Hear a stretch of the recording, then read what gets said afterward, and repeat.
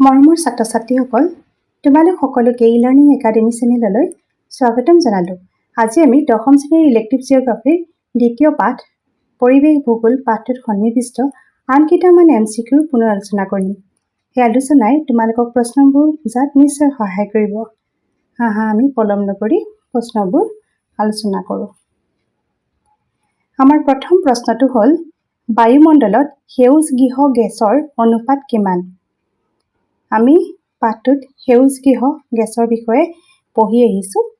এতিয়া বায়ুমণ্ডলত সেউজ গৃহ গেছৰ অনুপাত হ'ল 0.1%, অৰ্থাৎ বায়ুমণ্ডলত সেউজ গৃহ গেছসমূহৰ মুঠ পৰিমাণ অতি কম।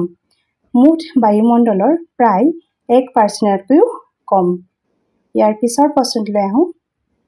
তলত দিয়াবোৰৰ কোনটো সেউজ গৃহ গেছ নহয়? ইয়াত 4টা গেছৰ নাম দি থোৱা আছে। তাৰে ভিতৰত ছালফাৰ ডাই অক্সাইডটো হ'ল সেউজ গৃহ গেছ নহয়, কিয়নো ছালফাৰ ডাই অক্সাইড সেউজ গৃহ গেছৰ প্ৰকাৰ নহয়, কিন্তু ই মূলতঃ বায়ু প্ৰদূষক আৰু এচিড বৰষুণৰ বাবে দায়ী গেছ।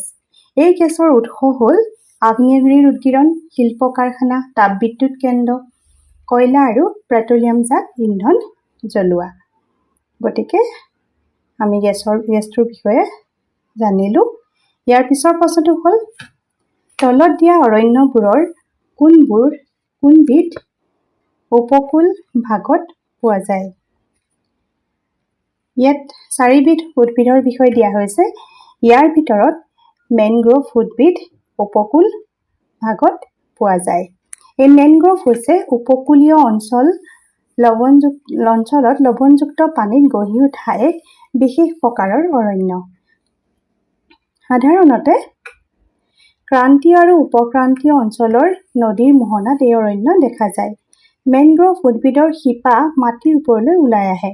সামুদ্ৰিক ধুমুহা আৰু ছুনামিৰ পৰা উপকূলীয় অঞ্চলক এই অৰণ্যই প্ৰাকৃতিকভাৱে ৰক্ষা কৰে। সুন্দৰবন হৈছে বিশ্বৰ সৰ্ববৃহৎ মেনগ্ৰোভ অৰণ্য। ইয়াৰ পিছৰ প্ৰশ্নটো হ'ল তলত দিয়া অৰণ্যবোৰৰ কোনবিধ নিৰক্ষীয় অঞ্চলত পোৱা যায়? ইয়াত 4বিধ অৰণ্যৰ নাম দিছে। ইয়াৰ ভিতৰত নিৰক্ষীয় অঞ্চলত পোৱা অৰণ্যবিধ হ'ল চেলভা। নিৰক্ষীয় অঞ্চলত পোৱা ঘন বনাঞ্চলকে চেলভা বুলি কোৱা হয়। ইয়াৰ পিছৰ প্ৰশ্নটো হ'ল তলৰ কোনটো সেউজ গৃহ গেছ? ইয়াৰ ভিতৰত জলীয় বাষ্পই হ'ল সেউজ গৃহ গেছ। জলীয় বাষ্প এটা সেউজ গৃহ গেছ হয় কিয়নো পৃথিৱীৰ পৰা নিৰ্গত হোৱা তাপৰ কিছু অংশ ই শোষণ কৰি ৰাখে আৰু পৃথিৱীৰ উষ্ণতা বজাই ৰখাত ই সহায় কৰে। ইয়াৰ পিছৰ প্ৰশ্নটো হ'ল বায়ুমণ্ডল ভূপৃষ্ঠৰ পৰা প্ৰায় কিমান কিলোমিটাৰ উচ্চতালৈ বিয়পি আছে? বায়ুমণ্ডল ভূপৃষ্ঠৰ পৰা প্ৰায় 480 কিলোমিটাৰ উচ্চতালৈ বিয়পি আছে। গতিকে মৰমৰ ছাত্ৰ-ছাত্ৰীসকল, আশা কৰোঁ আজি আমি প্ৰস্তুত কৰি উলিওৱা প্ৰশ্নসমূহৰ আলোচনাই তোমালোকক নিশ্চয় সহায় কৰিব। পৰৱৰ্তী প্ৰশ্নসমূহ আমি প্ৰস্তুত কৰি তোমালোকলৈ নিশ্চয় দিম। গতিকে চেনেলটো ছাবস্ক্ৰাইব কৰি থবা। আজিলৈ আহোঁ। ধন্যবাদ।